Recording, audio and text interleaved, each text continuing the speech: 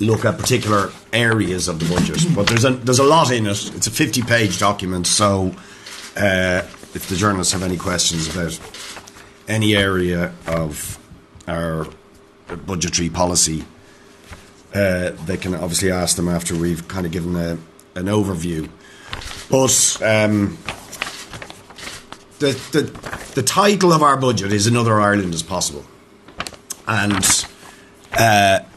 what we are trying to highlight in this budget is that Ireland has more than enough wealth and resources to solve the absolutely catastrophic housing crisis that this country faces, the cost of living crisis being faced by huge numbers of ordinary working people, to eliminate poverty and to properly fund our public services, to fix our broken health service, to properly resource education, public services in general, and to protect the vulnerable and the less well off in our society. But what's lacking is the political will on the part of Fianna Fáil and Fine Gael. And that's really what we're seeking to highlight in this budget, is we have a housing crisis, a cost of living crisis, and public services that are failing ordinary people because Fianna Fáil and Fine Gael are representing the interests of the super wealthy and big business and not using the resources that actually exist in our society to solve the problems that ordinary working people face. The big untold story of Ireland, while it's facing this catastrophic housing crisis, huge hardship for working people who are crucified with the cost of living crisis, and public services that are failing people, is that the profits of big corporations in this country have gone absolutely through the roof. So we highlight the fact that in the last 10 years, profits have gone up by 294%. An absolutely staggering increase in profits, and similarly the wealth of the very richest in Irish society has increased absolutely spectacularly, while ordinary working people are crushed with a housing crisis and a cost of living crisis. So our proposition, very simply, is if the corporations pay their fair share of tax, if we use the tax system to redistribute the wealth from the richest in our society, we can solve the housing crisis, we can address the cost of living hardships that ordinary working people are facing, and we can properly fund our public services and address the crises in health, in education, and eliminate poverty and protect the vulnerable, those with disabilities, the poorest in our society, and the least well off.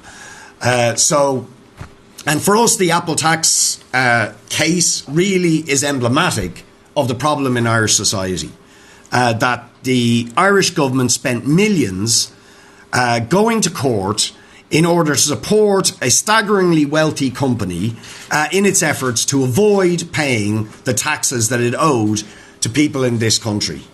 And that's symptomatic of the wider misguided priorities of our government, which is always about protecting the interests of the wealthy and the big corporations rather than representing and protecting the interests of ordinary working people. So in the case of the Apple tax money, we are proposing in this budget that the Apple tax money would be used to more than double the output of social and affordable housing. The Housing Commission has confirmed that the government's Housing for All plan is utterly inadequate to address the catastrophic housing crisis that people in this country are facing. So we are proposing to use the Apple tax money to establish a state construction company, to use that money for seed capital for a state construction company, and then to double or more than double the delivery of social and affordable housing. So to increase from the current figure the government has is 10,000 social houses and 5,000 affordable.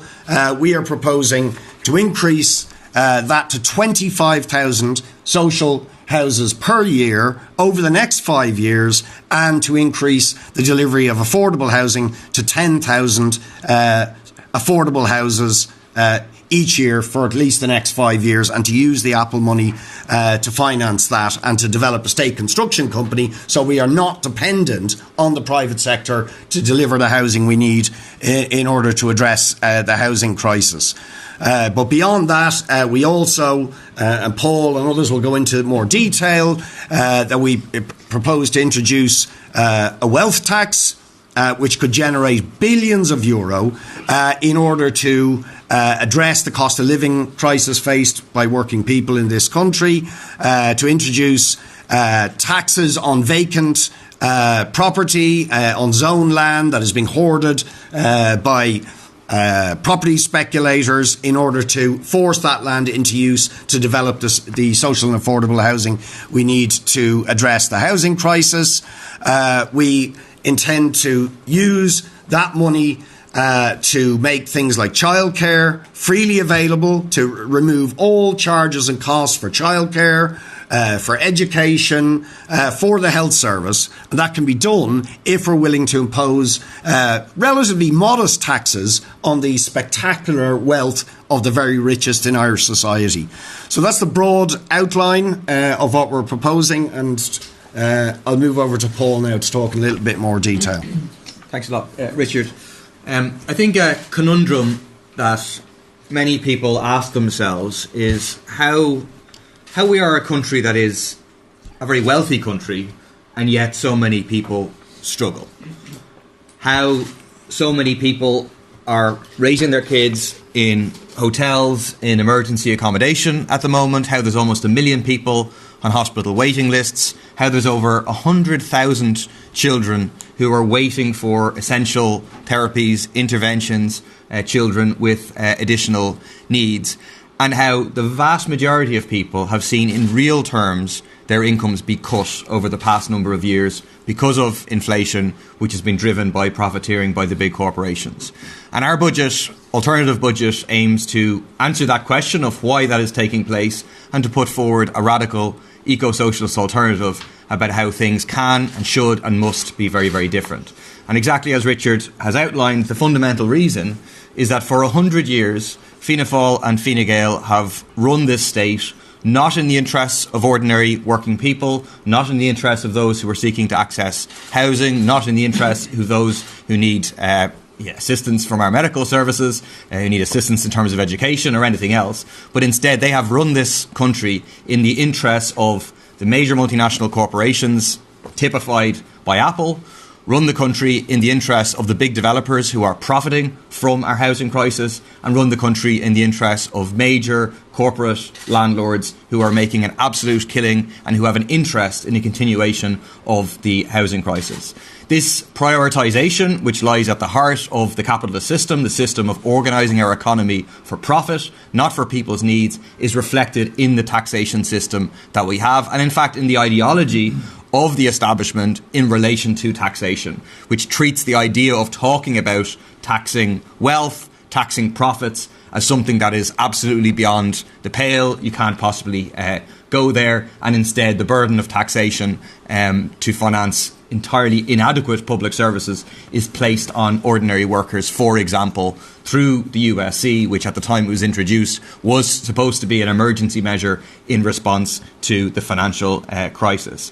So our priorities are very, very different, and that's reflected in our taxation measures, which I'll go through just a few highlights, and obviously if people want to ask more detail or about any of the others that I don't get to mention.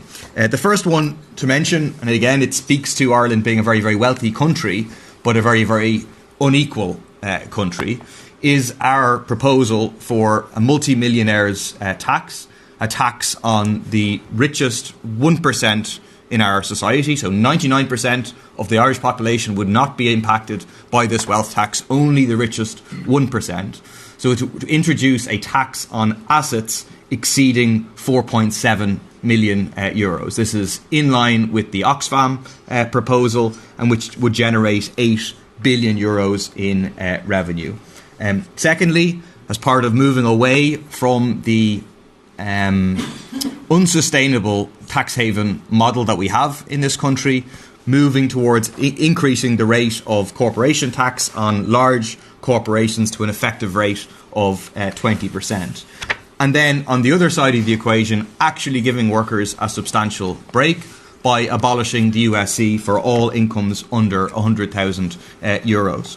Just to reference a couple of other particular things, one measure that would particularly benefit low-paid, low-income workers and families is to create a refundable tax credit. So at the moment you get a tax credit on the basis of the nature of your family and so on, but if you don't use all of that tax credit, if it isn't set against your income, you don't get the benefit from that tax credit. We would ensure that any tax credit that is outstanding, which i.e. is workers who are earning less than 18,000 euros a year, workers who are really finding it extremely hard, that will be a refundable tax credit, and not therefore the revenue would send those people a cheque and that they would get the benefit of that tax credit. Another similar measure, which again would benefit middle income and low income workers, is in line with the ESRI recommendation to change the situation in terms of the cliff edge of PRSI, where once you go over the point for PRSI, it's hitting all of your income, whereas instead now we're saying it would only hit over the threshold. That's a revenue neutral measure. I would point out they had a discussion on late debate last night, and numerous different critics were analysing the different opposition budgets, and they were all, while presumably they weren't all socialists, or perhaps none of them were socialists, they were all united in saying that the People Before Profit budget is the budget that would give the most to the so-called squeezed middle, which is ordinary working families who are really struggling to get by. The reason that is the case is that the impact of abolishing USC on incomes under 100,000 euros will be really, really dramatic.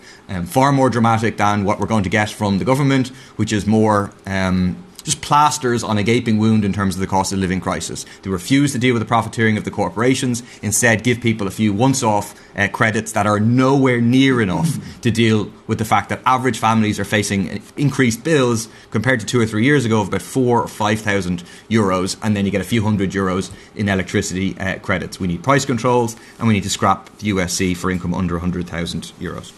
Great, thanks, Paul. So, Hazel, do we need to move these around? Yeah. Yep, so I'm Councillor Hazel North, and I'm going to be talking about the proposals around the childcare within the budget. I have opened up a childcare myself in Ireland, and having a few kids myself, I'm kind of very immersed in the sector at the moment and what's happening in Ireland, and I think what we can all probably agree on is the fact that it's unaffordable and not accessible at the moment. It's clear that fees are one of the highest in the EU, so what we're calling for and what we're proposing within this budget is to move towards a fully public funded childcare system. We will be looking at moving and supporting the call from some unions as well that's supporting childcare workers to move towards a recognised scale within the childcare sector, similar to what would be seen within the primary care and secondary care. Shocking statistics that we have in Ireland as well is 98% of childcare workers are women, and the majority of them are on minimum wage at the moment. So not only are we looking at recognising the vital work that the childcare sector does in Ireland, but for me personally, one of the reasons that I really think that this is going to be so effective is that we're looking at getting at children early intervention, and that's what we have been recognising in society at the moment, whether it's around the level of poverty, particularly in disadvantaged or marginalised areas. And this is an option that we can do right through the whole childcare sector, not just at preschool, but looking at after school and looking at ways that we can support childcare and families within the summer months as well, extending that right through the year. We also are putting cover in for the extended maternity and paternity leave, which we have covered and launched a bill on before. So the overall price that's going to be proposed within the budget is going to be a funding model of 1.5 billion, and the breakdown is in there within our budget of how that's going to be broadened out. But I do think it's important, and I think again, our proposal is probably one of the most ambitious, but I think it's because we've been looking at trying to get in early into families, supporting them, and that's where we're going to be looking at kind of key models that we can do. So again, like the other speakers have said, if there's any questions within that model, I'm happy to take any. Thank you. Gina? Yeah. Here, Yep, sorry. Oh, no, I can't. I was doing all the work. Okay, thanks, Colin. So I'm going to be speaking about disability services and supports in this budget. So our proposal is to invest 2 billion extra in terms of them services, and I think one thing that has been raised many times is those that are on a disability allowance. We're proposing that anybody that's on a disability related social welfare payment, that would be put up to €350. Also, we would abolish means tests for carers allowance, and carers would be paid at least €15 an hour, because we've all heard pretty kind of damning stories of those that are, you know, on a disability allowance that are kind of in perpetual poverty. And we've seen over COVID where, you know, the vast majority of people that had to kind of go on social welfare were actually on €350. So this is kind of a baseline in terms of where people should start at. So that's what we're calling for. And as others have said, we have a serious crisis in this country in terms of special education and special needs. And, you know, the country is awash with money.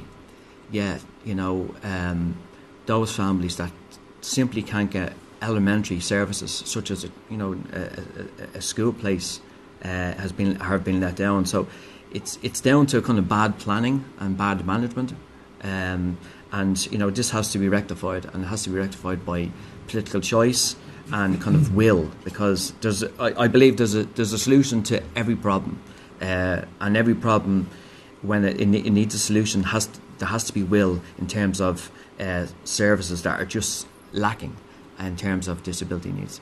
Thanks. Okay. And lastly, Conor, and then we can have any questions. Yeah. Right. Conor Reddy, I should say. Yeah, he was our candidate for Dublin North West. Yeah, so I'm Conor. I'm a councillor in Ballymun Finglas, and for the last number of months I've been involved in the Equality in Education campaign in Dublin North West. So this journey, I think, began for me when a family friend knocked on my door and asked what we could do to help his son get a school place. So that was Greg Lewis, who you might be familiar with. He's been across the media for a number of months. Applied for, I think, over 20 schools before he eventually did get a school place last week. So I guess over the course of the last year, we've always been involved in disability campaign, and particularly campaigning for children's disability services. But over the last year, we've taken a dive into, I guess, the world of campaigning around assessments and needs, around school places, and many other problems there are with children's disability services. I don't think it's an understatement to say that what we're witnessing at the moment is a national scandal. There are children who are being done irreparable harm by the denial of access to school places, to necessary therapies. Children that I know that are self-harming because they haven't been able to have appointments with psychologists. There's others who possibly will never be able to develop the ability to speak fully because they haven't got access to speech and language therapies. This is irreparable harm we're doing to children, and we've seen apology after apology for how children were treated in church-run schools in the 20th century. I think it won't be very long before we see a Taoiseach make an apology, state apology, for how these children have been treated, children with additional needs in education and in broader children's disability services. The problem obviously goes a lot deeper than school places. We know of 120 children across Ireland who don't have access to school places at all. But if you look at appropriate education, if you look at education that allows children to actually flourish and reach their potential, there's possibly thousands of children that don't have the SNA support, that don't have access to special classes or special schools. And that's in a country, as we've all said already, that's as wealthy as Ireland, one of the wealthiest countries in the OECD. So it doesn't have to be this way. I guess the crisis goes beyond access to school places. There's over 10,000 children, at least that we know of officially, who are waiting on assessment and needs. Assessment and needs are the most fundamental thing for children with disabilities. All other services flow from getting an assessment and needs delivered. And the state, for a number of years now, has been breaking its own statutory obligations to parents and to children with disabilities. There's a parent that I've been working with recently, Charlotte Cahill from Tala. Charlotte's been waiting for 6 years for a correct assessment for her daughter, Kyra. Kyra, as a result of this, hasn't been able to get access to school. She's about to start her 3rd year in preschool, and she's really suffering and beginning to regress because she hasn't got access to services. Now, I think the problem goes a lot deeper. If you look at just one CHO area, CHO 7 in Dublin South West and in North Kildare, there's 6,000 children waiting assessment and needs in that one area. So 6,000 in one CHO area. Between January and May of this year, only 22 assessment and needs were completed in that area. So we're failing totally. What would we do to address it? Well, for a start, on school places and appropriate supports within schools, we've costed hiring an additional 2,000 SNAs and 1,000 special education teachers. That comes out at €153 million. So a really minuscule amount when you compare it to the amount that we have in surplus and the amount that will be coming to us through the Apple tax revenues. In addition to that, we propose doubling the number of psychologists positioned within the National Educational Psychology Services, so they offer essential supports to children who are already in schools, and to ensure that they're getting kind of their needs met within schools once they're there. And then on top of that, there's the measures that Gino mentioned. Families are being forced into poverty here. We all know that parents, because they're not getting the state services, are having to go private for therapies, for assessments, and much more besides. I met one parent from my own area who spent over €50,000 in the last 3 years on therapies and private assessments. That was a deposit that they'd saved for a house, and they're living in private rental at the minute, in insecurity, paying most of their income out on rent and on services for their children. I think you can only ever judge a society by how it treats the most vulnerable members, and on that, if we look at how we're treating children with additional needs and disabilities, we're failing as a state in this regard. So we want to change that. It is possible. Another Ireland's possible. We can look after every child and give them an environment where they can reach their fullest potential. Great. So, listen, thanks to all our contributors. One other thing I think that hasn't been mentioned, just to say, there are many items in it, but I just think just a couple of other things that are worth highlighting. We're proposing to lift every single person in this country out of poverty. Currently, social welfare rates are considerably below the level of poverty, at risk of poverty level. So we are proposing that all social welfare payments and pension payments should rise to at least €300 a week. And the other important item, I think, to stress is, given that there is, when you look at the huge problems in our health service, in education, or even in having workers to actually build the houses that we need to address the housing crisis, labour and skill shortages are a massive problem in this country. And in that context, we think it is literally insane that we are putting financial barriers in the way of people getting qualified in the health professions, in the construction professions, in education itself. So we are proposing to abolish all fees for third level education, for post-grad education, and to significantly boost the resources available to apprentices in the trades, so that actually getting into the construction trades is an attractive option for young people, so to help us address the housing crisis. So I just want to mention those as well, because unless we actually find ways to train people up in these key professions, even if we do invest the resources necessary for health and housing and education, we won't actually be able to solve the problem. So we think all barriers to getting people trained and skilled and qualified in those areas have to be removed. Richard and Paul, just two questions for both of you. So first of all, Richard, you mentioned at the start of the press conference is that you want to create a state construction firm with the Apple tax, and that's potentially going to double the amount of affordable social homes available. So realistically, in fact, there could be legal wranglings over the money, over other countries perhaps looking for an element of it. When do you hope to have that construction firm in place in the best case scenario? And then for Paul, obviously in the lead up to this budget, there has been a lot of talk about giveaway budgets and giveaway proposals. So just what concerns do you have about a giveaway budget? Okay, well, first of all, the Housing Commission report has indicated we have to more than double the housing output in this country. But we only have a very small number of private building firms that are actually capable of building on scale. So quite simply, if we are going to meet the housing targets that now pretty much everybody accepts have to be about 60,000 houses a year, the private sector, with the best will in the world, cannot deliver it. So the state has to intervene to address that. So for us, the state construction company is absolutely necessary. It's not a preference. It's an absolute necessity if we're to have any chance whatsoever of solving the housing crisis.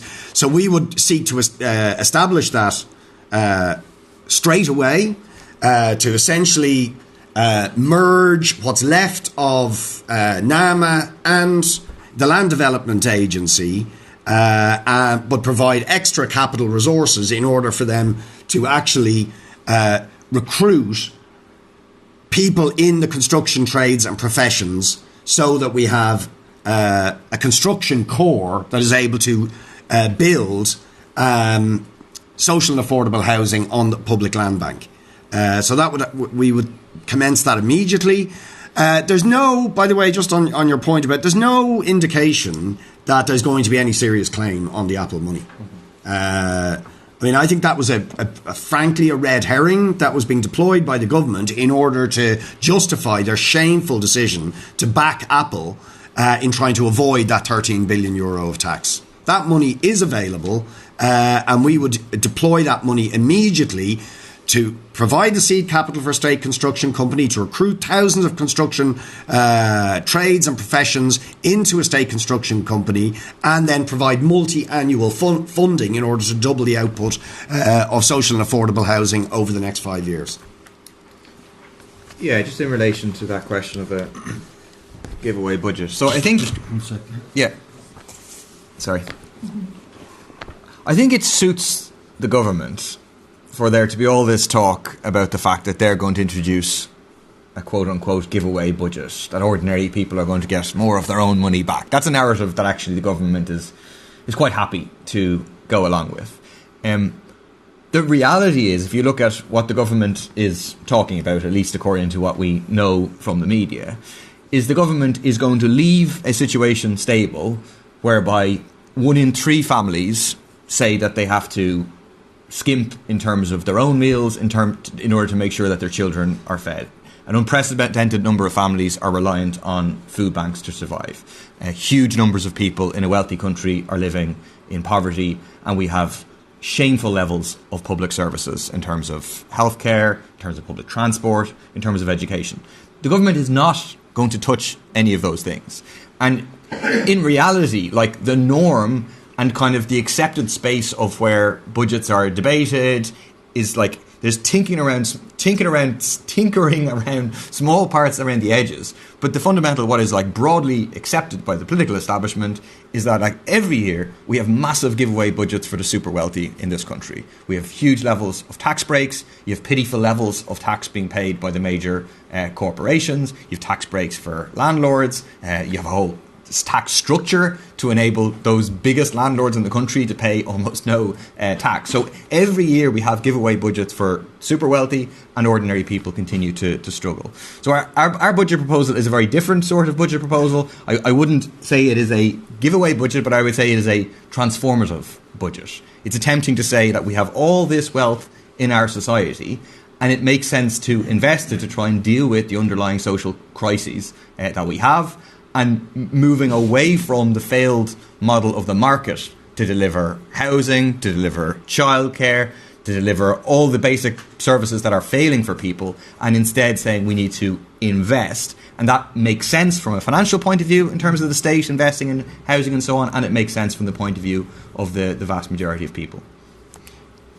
It's also, by the way, just from a prudential point of view, worth adding that actually the government's approach is far more financially reckless, fiscally reckless approach, because the additional spending that they are proposing, which is totally inadequate to address the crises we're facing, is not being financed by actually gathering revenues in from this profitable multinational corporations, the vulture funds, or the very wealthy in our society, whereas we're actually marshalling new revenues from the profits of the big corporations and from the very wealthy in order to finance the dramatic increases in expenditure necessary to solve the housing crisis, to address the cost of living crisis, and to fund our public services properly.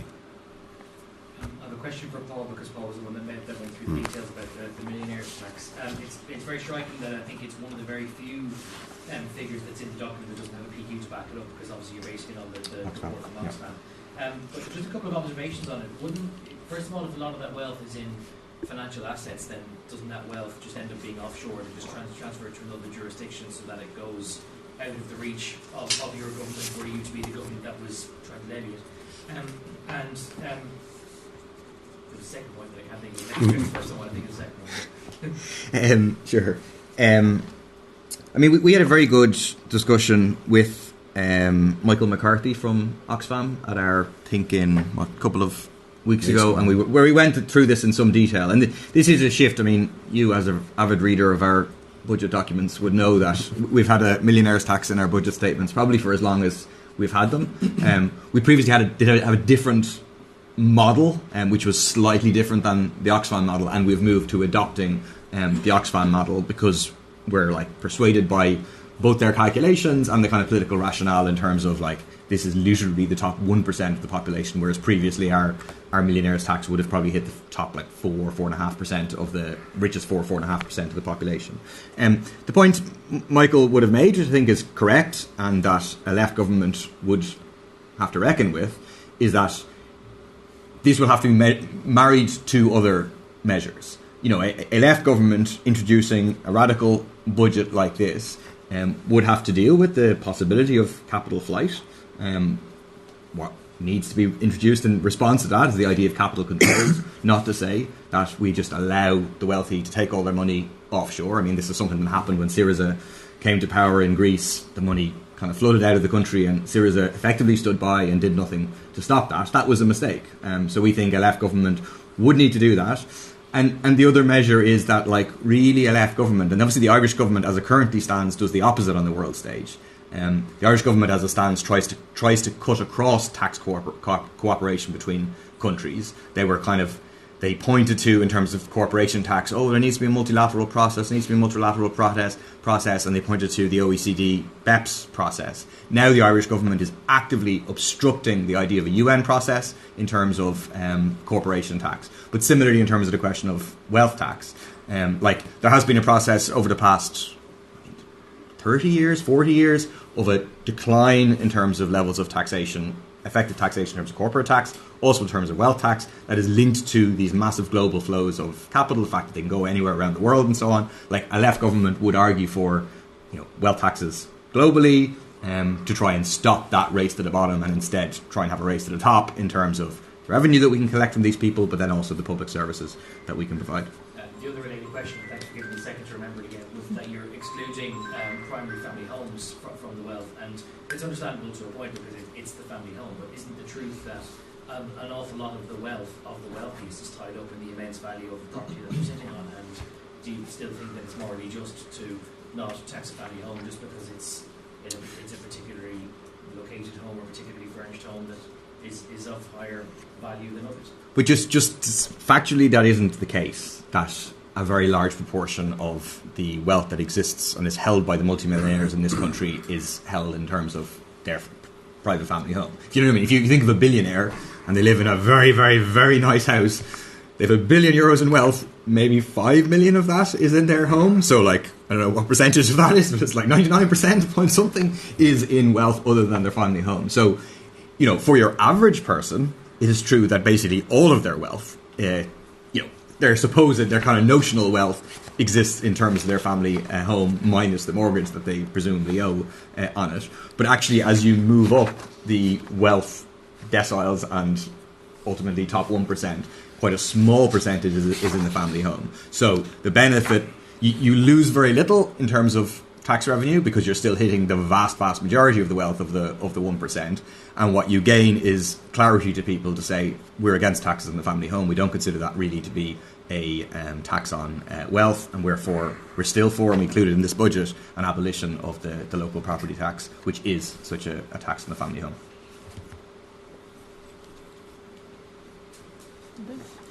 Is that okay?